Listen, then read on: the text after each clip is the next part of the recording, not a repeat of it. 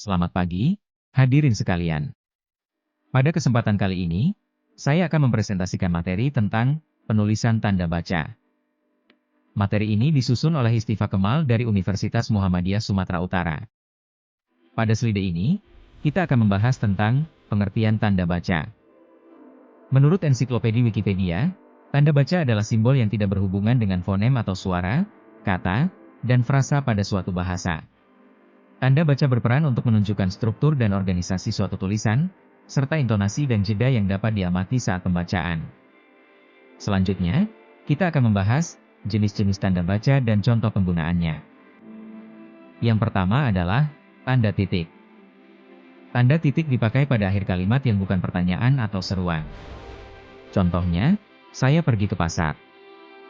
Tanda titik juga dipakai pada akhir singkatan nama orang. Contohnya, I. Kemal. Selain itu, tanda titik dipakai pada akhir singkatan gelar, jabatan, pangkat, dan sapaan, contohnya, dokter. Tanda titik juga dipakai pada singkatan kata atau ungkapan yang sudah sangat umum, contohnya, DLL. Tanda titik dipakai untuk memisahkan angka jam, menit, dan detik yang menunjukkan waktu atau jangka waktu, contohnya, pukul 10:15:20. Namun, perlu diingat bahwa tanda titik tidak dipakai untuk memisahkan bilangan ribuan atau kelipatannya yang tidak menunjukkan jumlah. Misalnya, Rp1.500. Tanda titik juga tidak dipakai dalam singkatan nama resmi lembaga pemerintah dan ketatanegaraan. Contohnya, DPR. Tanda titik tidak dipakai dalam singkatan lambang kimia, satuan ukuran, takaran, timbangan, dan mata uang. Contohnya, kilogram. Tanda titik tidak dipakai pada akhir judul yang merupakan kepala karangan, kepala ilustrasi, atau tabel. Tanda titik dipakai untuk memisahkan bilangan ribuan atau kelipatannya. Contohnya, 1 juta.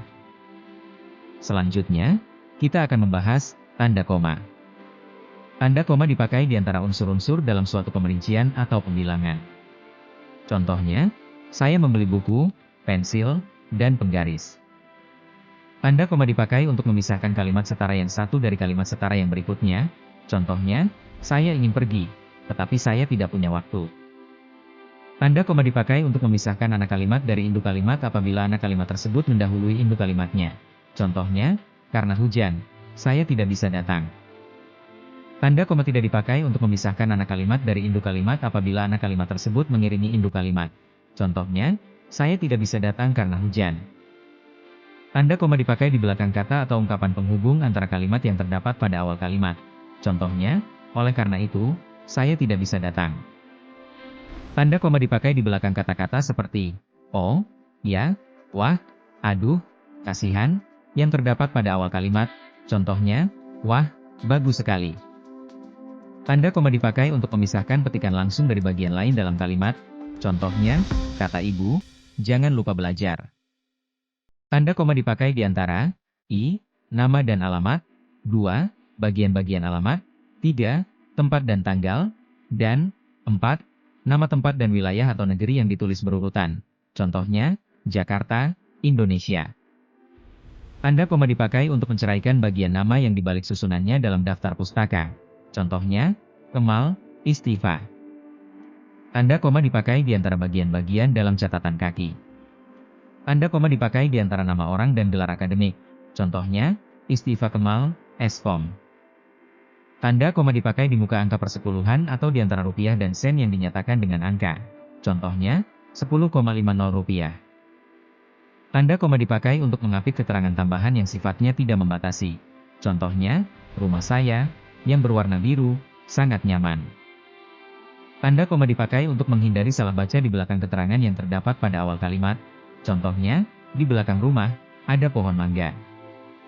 Tanda koma tidak dipakai untuk memisahkan petikan langsung dari bagian lain yang mengiringinya dalam kalimat jika petikan langsung itu berakhir dengan tanda tanya atau tanda seru. Selanjutnya, kita akan membahas tanda titik koma, berkedip. Tanda titik koma dapat dipakai untuk memisahkan bagian-bagian kalimat yang sejenis dan setara. Contohnya, saya membeli buku, pensil, dan penggaris. Tanda titik koma dapat dipakai untuk memisahkan kalimat yang setara di dalam suatu kalimat majemuk sebagai pengganti kata penghubung. Contohnya, saya ingin pergi, tetapi saya tidak punya waktu. Kemudian, kita akan membahas tanda titik dua, senang.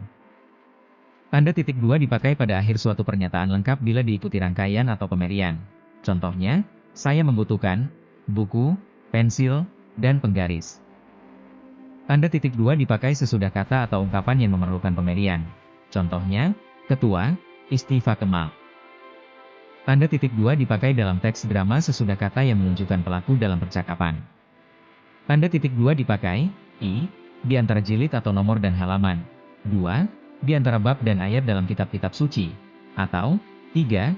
Di antara judul dan anak judul suatu karangan. Contohnya, Surah Al-Baqarah, 183.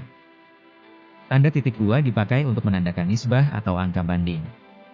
Tanda titik dua tidak dipakai kalau rangkaian atau pemerian itu merupakan pelengkap yang mengakhiri pernyataan. Selanjutnya, kita akan membahas tanda hubung. Tanda hubung menyambung unsur-unsur kata ulang. Contohnya, anak-anak. Tanda hubung menyambung huruf kata yang dieja satu-satu dan bagian-bagian tanggal. Contohnya, penulisan. Tanda hubung dapat dipakai untuk memperjelas hubungan bagian-bagian ungkapan. Tanda hubung dipakai untuk merangkaikan. Tanda hubung dipakai untuk merangkaikan unsur bahasa Indonesia dengan unsur bahasa asing. Kemudian, kita akan membahas tanda pisah. Tanda pisah N membatasi penyisipan kata atau kalimat yang memberikan penjelasan khusus di luar bangun kalimat. Tanda pisah N dipakai di antara dua bilangan atau tanggal yang berarti sampai dengan, atau di antara dua nama kota yang berarti ke atau sampai. Contohnya, Jakarta, Surabaya. Tanda pisah N tidak dipakai bersama perkataan dari, dan, antara, atau bersama tanda kurang. Selanjutnya, kita akan membahas tanda elipsis. Tanda elipsis dipakai dalam kalimat yang terputus-putus, misalnya untuk menuliskan naskah drama. Tanda elipsis menunjukkan bahwa dalam suatu kalimat atau naskah ada bagian yang dihilangkan, misalnya dalam kutipan langsung. Kemudian, kita akan membahas tanda tanya. Tanda tanya dipakai pada akhir kalimat tanya. Tanda tanya dipakai di dalam tanda kurung untuk menyatakan bagian kalimat yang disangsikan atau yang kurang dapat dibuktikan kebenarannya. Selanjutnya, kita akan membahas tanda seru. Tanda seru dipakai sesudah ungkapan atau pernyataan yang berupa seruan atau perintah yang menggambarkan kesungguhan, ketidakpercayaan, ataupun rasa emosi yang kuat. Oleh karena itu, penggunaan tanda seru umumnya tidak digunakan di dalam tulisan ilmiah atau ensiklopedia. Hindari penggunaannya kecuali dalam kutipan atau transkripsi drama. Kemudian, kita akan membahas tanda kurung. Tanda kurung mengapit keterangan atau penjelasan. Tanda kurung mengapit keterangan atau penjelasan yang bukan bagian integral pokok pembicaraan. Tanda kurung mengapit huruf atau kata yang kehadirannya di dalam teks dapat dihilangkan. Tanda kurung mengapit angka atau huruf yang memerinci satu urutan keterangan. Selanjutnya, kita akan membahas tanda kurung siku. Tanda kurung siku mengapit huruf, kata, atau kelompok kata sebagai koreksi atau tambahan pada kalimat atau bagian kalimat yang ditulis orang lain. Tanda kurung siku mengapit keterangan dalam kalimat penjelas yang sudah bertanda kurung. Kemudian, kita akan membahas tanda petik. Tanda petik mengapit petikan langsung yang berasal dari pembicaraan dan naskah atau bahan tertulis lain. Tanda petik mengapit judul syair, karangan, atau bab buku yang dipakai dalam kalimat. Tanda petik mengapit istilah ilmiah yang kurang dikenal atau kata yang mempunyai arti khusus. Tanda petik penutup mengikuti tanda baca yang mengakhiri petikan langsung.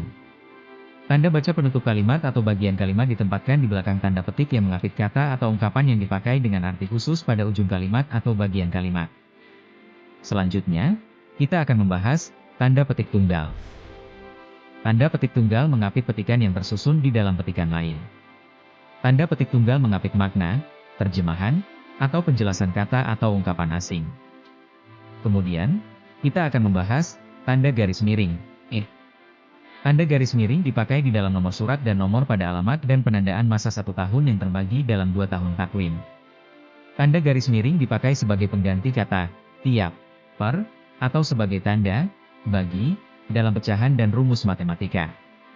Tanda garis miring sebaiknya tidak dipakai sebagai pengganti kata atau. Selanjutnya, kita akan membahas tanda penyingkat, apostrof. Tanda penyingkat menunjukkan penghilangan bagian kata atau bagian angka tahun. Sebagai kesimpulan, berdasarkan pembahasan di atas, dapat ditarik 4 butir kesimpulan berikut. 1. Tanda baca adalah simbol yang tidak berhubungan dengan suara atau kata dan frasa pada suatu bahasa, melainkan berperan untuk menunjukkan struktur dan organisasi suatu tulisan, dan juga intonasi serta jeda yang dapat diamati sewaktu pembacaan. 2. Tanda baca dalam penggunaannya dapat dilihat pada bahasan di atas, bukan soal tahu saja tapi harus dipahami lebih dalam tentang permasalahan yang sering muncul atau salah penggunaan tanda baca dalam karya tulis ilmiah. 3. Salah dalam menggunakan tanda baca akan menyebabkan kesalahan yang sangat fatal yang tanpa disadari kalaupun sebelumnya belum mengetahui hal tersebut. 4. Sarana belajar dan giat berlatih merupakan jalan keluar dari masalah yang terkadang timbul akibat salah dalam penulisan tanda baca.